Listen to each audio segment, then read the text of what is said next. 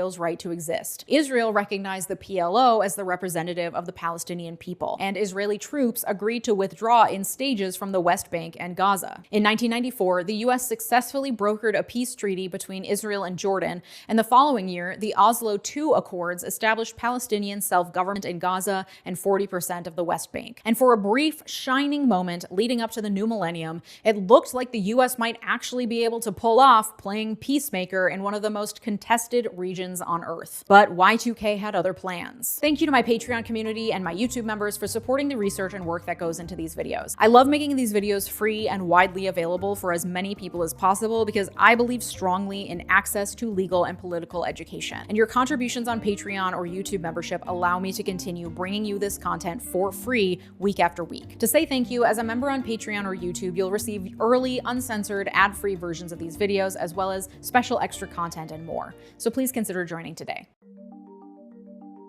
The year is 2000, and President Bill Clinton has summoned Israeli Prime Minister Ehud Barak and PLO Chairman Yasser Arafat to Camp David to discuss borders, settlements, refugees, and Jerusalem. But the negotiations fall apart, and mistrust on both sides soon sparks a second Antifada. It lasts until 2005, when Israel agrees to fully withdraw from Gaza. But while the Antifada rages, President George W. Bush doesn't have a ton of bandwidth to spare. Early in his presidency, Baby Bush seemed eager to distance his administration from the Israeli-Arab conflict as much as possible, while remaining friendly with Israel. After 9/11, he began pursuing a solution to the Israeli-Palestinian conflict, hoping to build Muslim support for his war against the Taliban in Afghanistan. By 2003, a U.S. policy had developed calling for the democratization of the Arab world as a means of preventing terrorism. It was basically a recycled version of our Cold War stance towards communism. If you bring them democracy, terrorism won't happen. Easy. When Obama came to power, he continued to emphasize peace, but was eager to set his foreign policy apart from President Bush's. Obama believed that reaching out to former enemies like China, North Korea, Venezuela, Russia, Cuba, etc.,